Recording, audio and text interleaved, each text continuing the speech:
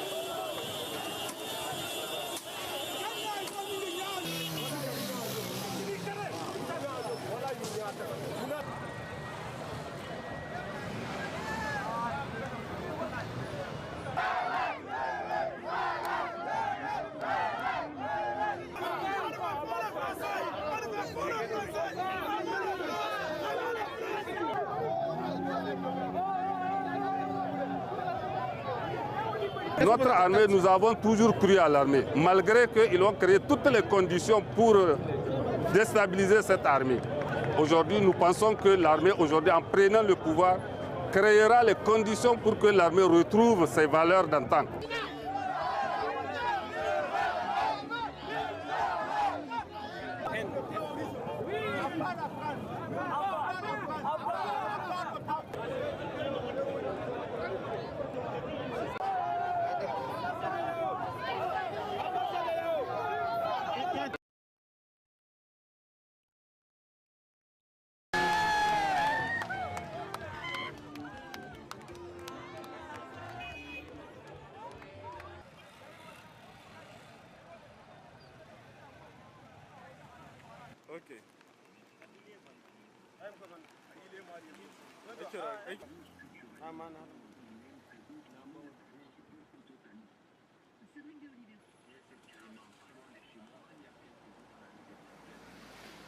Et nous voudrions aussi à ce sujet quand même demander et souhaiter que les actuelles autorités tirent toutes les leçons de précipitation des transitions précédentes afin de se donner le temps qu'il faut pour mieux assainir la classe politique nigérienne, parce que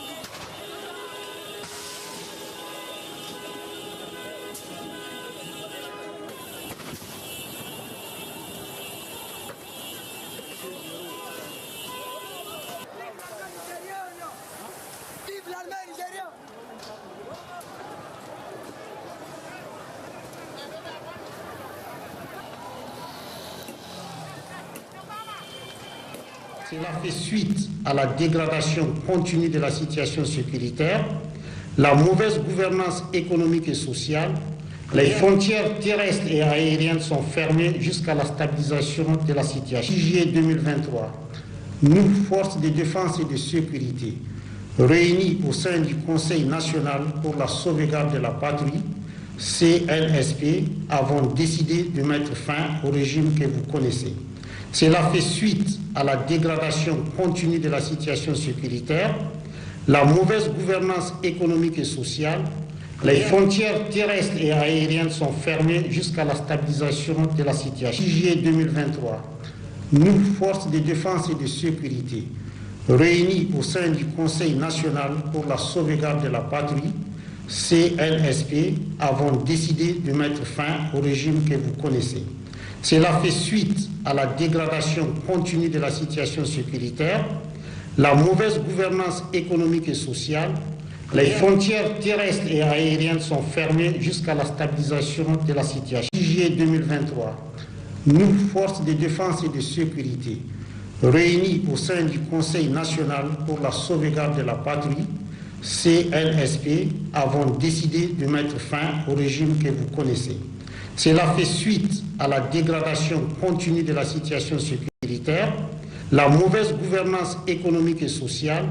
Les frontières terrestres et aériennes sont fermées jusqu'à la stabilisation de la situation. Juillet 2023, nous, forces de défense et de sécurité, réunis au sein du Conseil national pour la sauvegarde de la patrie, CNSP, avons décidé de mettre fin au régime que vous connaissez. Cela fait suite à la dégradation continue de la situation sécuritaire, la mauvaise gouvernance économique et sociale. Les frontières terrestres et aériennes sont fermées jusqu'à la stabilisation de la situation. Juillet 2023, nous, forces de défense et de sécurité, réunis au sein du Conseil national pour la sauvegarde de la patrie, CNSP, avons décidé de mettre fin au régime que vous connaissez. Cela fait suite à la dégradation continue de la situation sécuritaire, la mauvaise gouvernance.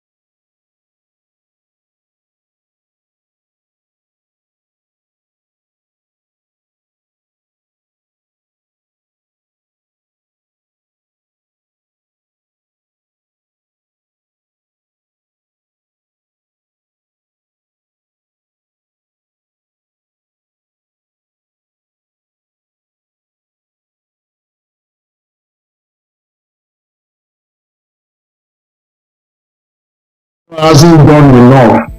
ECOWAS hasn't done enough. You see, when you have policy of non-interference, Yes. it's a domino effect. You said there is policy of non-interference, and democratic institutions are being subverted, and they are not doing anything about it. You see, if the ECOWAS have had a standby force that can move into Niger Republic to restore constitutional order, that will have made the military in that place to obey democratic rules. Yeah. Unfortunately, ECOWAS is too weak and too factionalized to even put together a standby force. But sorry, let me throw this question before you continue. Now, talking about ECOWAS now, President Bola Ahmed Tinubu is the chairperson of the ECOWAS now, and he has come out to condemn this scenario, what happened in Niger Republic, where he said ECOWAS would not tolerate any anti-democratic act in its region, and said the union would do everything in its power to ensure peace return to the West African country. Where he has shortly after making that statement, President Patrice Talon of Benin was deployed to Niger to assess the situation. And now President Buhari is also saying he is okay with the speedy action that President Bola Ahmed Tinubu took in terms of seeing that peace return to Niger Republic. Do you think this is going to go a long way in restoring the situation in Niger Republic?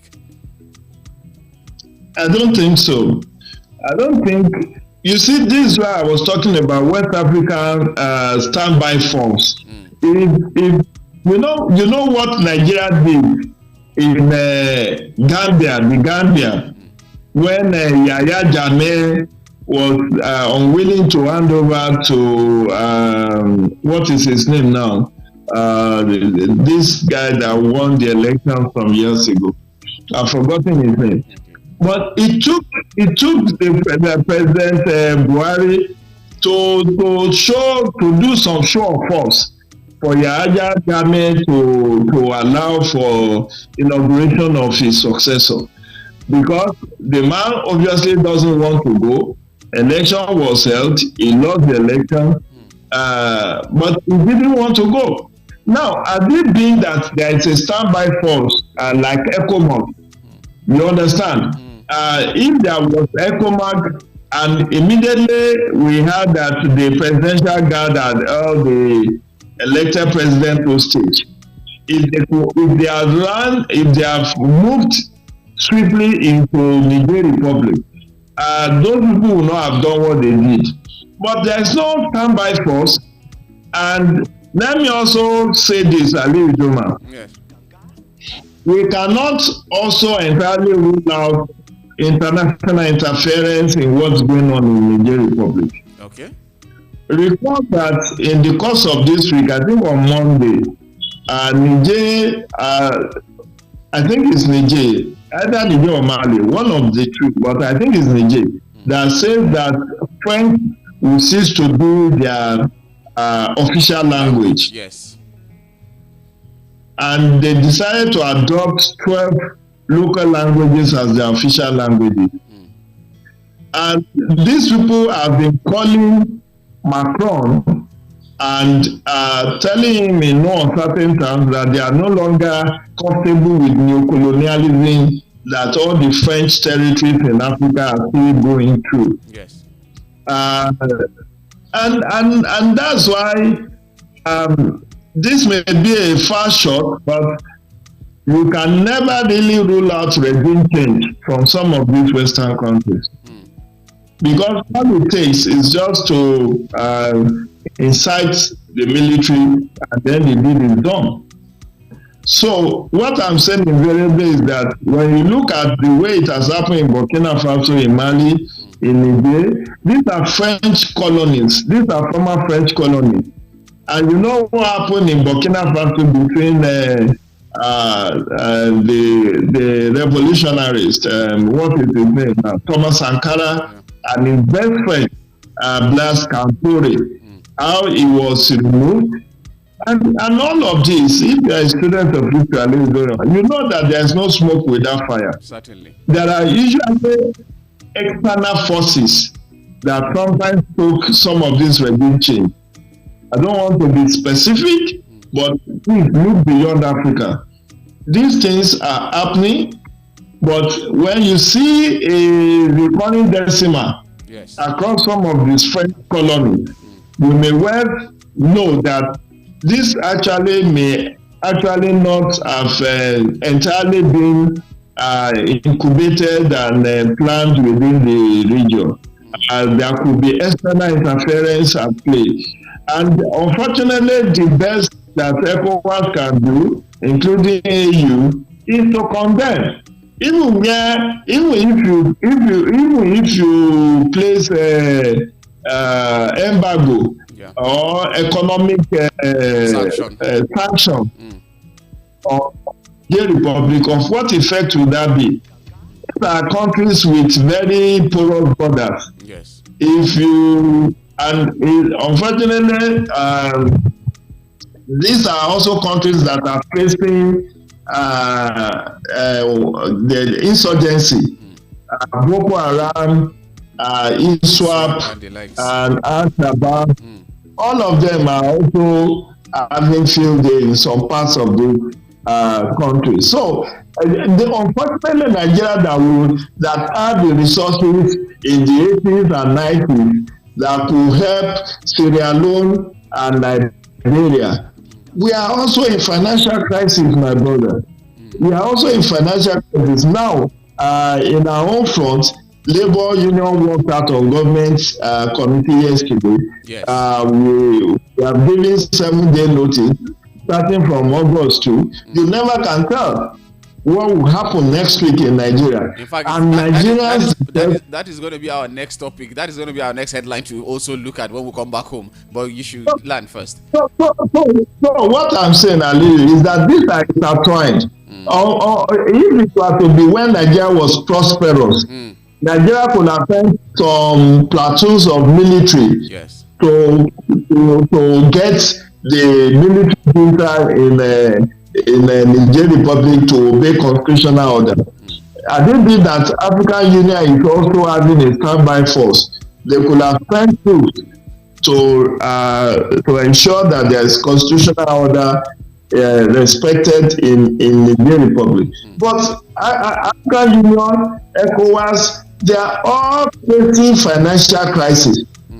Member states are not paying their dues, and there is no standby force. And many of the 54 African countries are also having their own internal crisis, upon which financial crisis. Look at what's going on in Kenya. Kenya has been witnessing violent protests, which has led to a lot of fatalities in the last 2 weeks.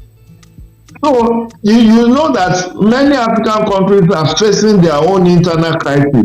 So to now mobilize force and say that they want to march on Niamey and restore constitutional order. No country want to do that, because you are also wary of the principle of non-interference according to African Union Charter.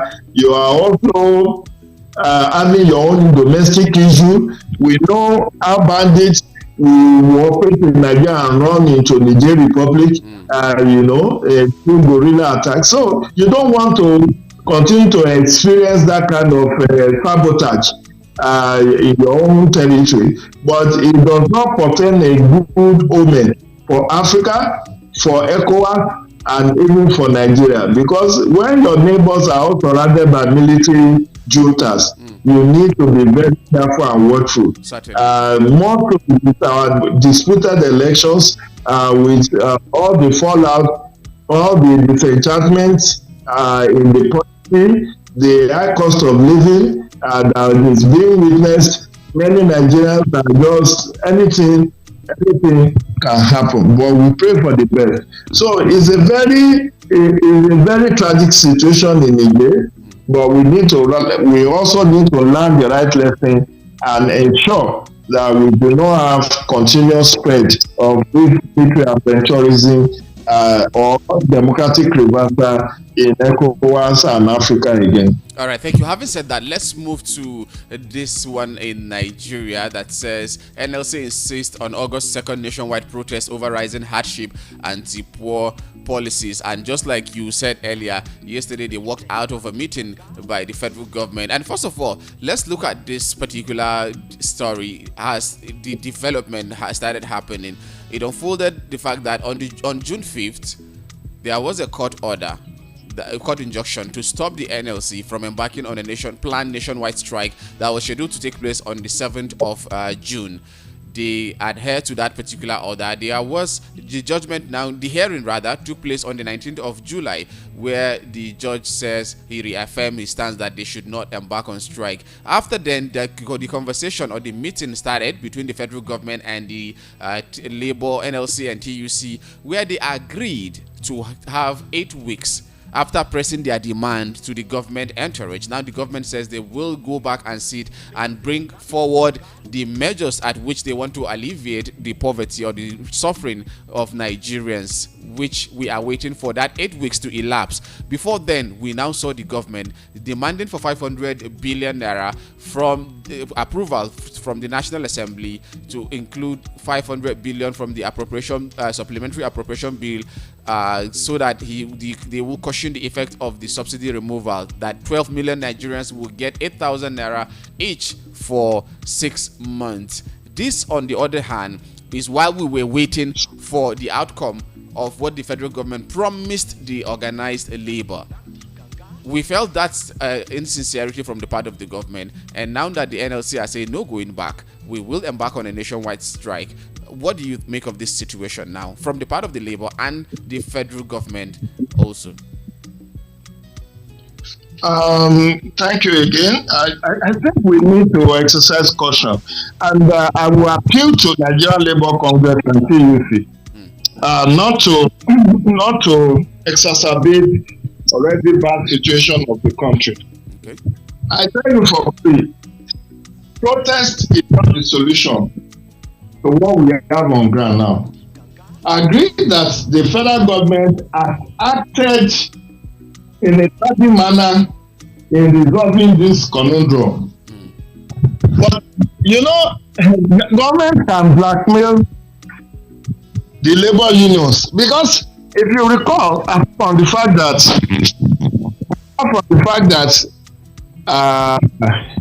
federal government has obtained a national industrial court injunction, yes, forbidding NLC to go on strike. Yes. The 8 weeks that they agreed to hasn't expired. Yes. You understand? Yes. The 8 weeks that was agreed to for the coming up of palliatives has not expired. And we have already seen many states taking up and announcing different palliative measures. Yes. Imo State has increased the minimum wage in Imo to 40,000. We also have seen announcement of palliatives in Ogun State, in Kwara State, I think in Edo and a few others. Yes. So, on what basis will NLC want to go on strike? That I feel very strongly the best that this strike will apply is to fast track the release of palliatives, and if care is not taken, government will take the action of NLC leaders in particular. As I think TUC is more reasonable in this negotiation. Okay. TUC is saying we are giving government till the end of the 8 weeks, I think till August 7 or thereabout, before they will take action. But NLC, in spite of the negotiations going on, decided to go and announce a 7-day strike notice. Don't forget that NLC tangentially is also in court over the dispute on the election. Yes. Given that the Labour Party is offshoot of NLC, yes, or Nigeria Labour, and we all know where the sympathy of healthy lies, that it lies with Peter Obi, and as it were, there is that if they are not very careful and mindful, it might be seen as a play by the opposition to pull down the government of Bola Tinubu. And I will not be surprised if they push ahead that a DSS or security agents may actually arrest labor leaders if they are hell-bent and are in the disobedience of court orders. Because they need to be very careful of the optics these two people. The National Economic Council has met. They have agreed on some palliative measures, including reduction in the cost of living, in the cost of governance. They have agreed to also deployment of CNG mass transit buses and all of that. That's as of July 20. And then we have seen increment in the share of federal allocation. Yes. So I think the NLC needs to just obey court order in this regard and not be seen to be used by the opposition, because whatever you do, Joe Ajero is an Igbo man, and Peter Obi is Igbo. And then Labour Party fielded a candidate and they are still at the court. And all of this will count, because at the end of the day, federal government will say, we all agree to 8 weeks. 8 weeks hasn't expired. And on what basis are you calling for mass protest? More so, you are workers' union. Workers in different states are already being told to what they will. And NLC itself has admitted that they have asked their different chapters across the states to negotiate with their governors. So, is it the federal government workers you still want to mobilize when obviously these federal workers in April started enjoying peculiar allowances of 40%? I hope you remember that, Ali. Yes, of course. Peculiar allowance that Buhari gave to federal workers in April. Yes. And the government has also said they are not adverse to minimum wage increase. But these things take time. And I am just very I don't want Nigerian Labour Congress to worsen a bad situation. The situation right now is bad, but we still have relative peace across the country. Yes. Situations where there are mass protests, if the military is brought out, there will be fatalities and casualties. And this is clear. Because the children of the elite, the family of the elite will be safe. Many of these powerful elites have their families already evacuated abroad. So you see, the children of the masses that we are trying to protest for, that will bear the brunt. The federal government has come out to debunk that the university tuitions has been increased. Of course, it can only talk for federal universities. State universities are autonomous. You cannot expect state institutions to go by federal. The resources are not the same. And it's a choice. It's a choice for you to attend a particular institution. The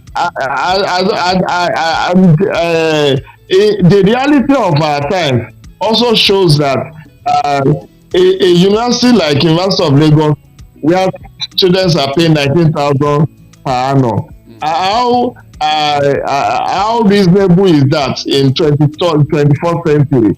And you want, these are students that will bring electric stove to cook in the hostels. Yes. They will bring one and all of that. But let's even leave that. The federal government has spoken to that. The electricity tariff has also been put on hold. Yes. So I think we should just give this government some time to settle down. And I'm appealing to federal government to take this thing off the sale of NLC and other labor unions by quickly come to the agreement By Monday, they can fast track all of this agreement and have it signed, and then let that roll out. You understand? Yes. Of course. I can't understand. I am also a member of the masses. I also go to the market. Yesterday, I bought fuel at 617. And my health is already affected by the rising cost of living. But then you don't cut your nose to spite your face. Yeah. And that's why I'm making an appeal that federal government should expect that action and not allow, even if they are able to stop the NLC and TUC, they may not be able to stop the masses who are. You saw the protests in Edo State against this rising cost of living. Yes. And on top of this, I think our leaders also should show some measure of sensitivity. I was appalled by the mock in the Senate on Wednesday, where Senate President of the Senate was talking about motion on let the poor breathe. And they were just mocking the masses of this country. I mean, that is highly insensitive. And you may evacuate your children abroad. You may evacuate your immediate family abroad. What about your parents? What about your extended family? They should show some measure of sensitivity. Aside from that, I also feel that it's a slight on average Nigerians when 469 lawmakers, and let's assume that the entire bureaucracy, which is about maybe 1,000, magnanimous, maybe 1,000 or two, is budgeting 70 billion for supposed repairs and refurbishment of National Assembly, and also 40 billion for buying exotic cars. That's 110 billion. That's outside of their statutory transfer of over 200 billion in the 2023 budget. I think it's highly insensitive for National Assembly to be earmarking these huge sums of money for themselves when the masses of this country could not afford to have a meal in the day. So I think that sacrifice has to be announced. It was Governor of Kaduna State yesterday that slashed his salary by 50%. Yes. And then I think they are enjoying